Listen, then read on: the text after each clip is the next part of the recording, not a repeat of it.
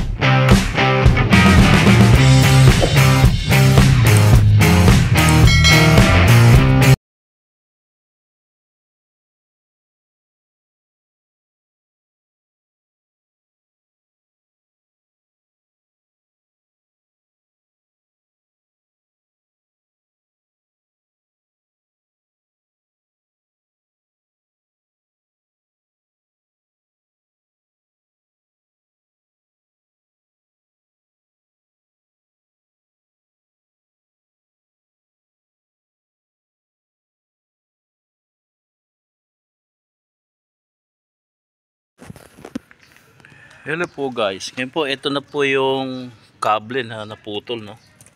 Yan po yung kabaan niya. So, naputol sa dun sa pinakabungad. Ito yung sa clutch. Ito yung sa pedal. Dito siya naputol. Ito po, na ikabit na po natin. Medyo dito, may dalawang tornilyo. Papuntang papuntang flooring panel, tapos ano na lang po yan, mga lock pababa po, may mga lock na lang po yan. Tapos ayan po sa ilalim.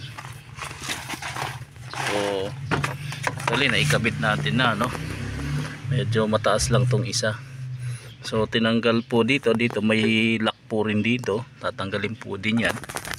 Ayan yung lock nya, doon yung lock nung cable clutch.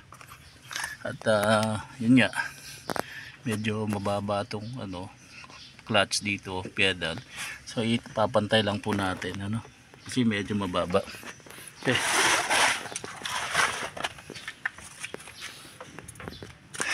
Adjust na rin natin.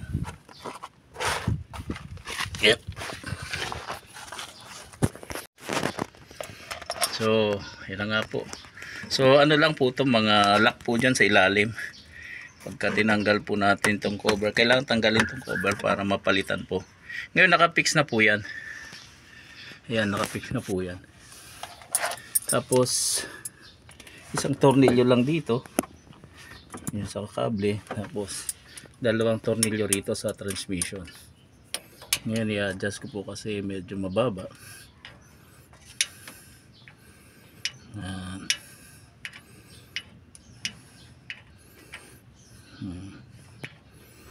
Medyo mababa po, kaya i-adjust natin.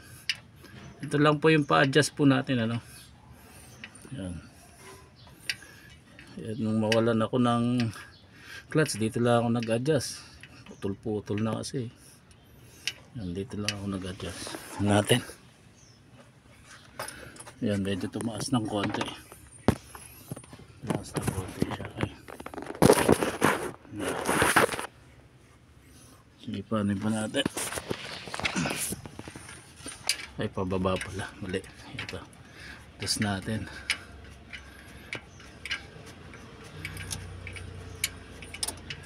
Yan. Para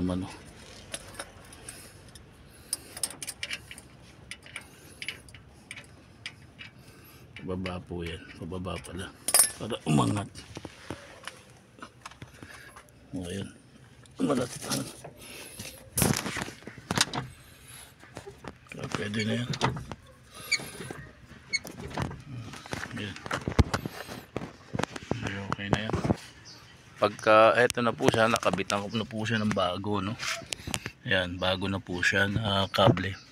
So ang tema po nito is kapag po